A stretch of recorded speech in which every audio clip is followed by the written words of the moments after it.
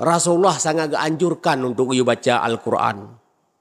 Kan you masa tak berbet urujih menteng baca Quran. Dah ino you baca asyik. Nepegah li Nabi nawiru buyutakum bidzikrillah wa tilawatil Quran.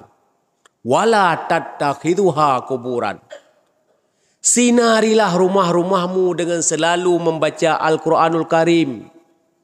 Wala tattakhiduha kuburan.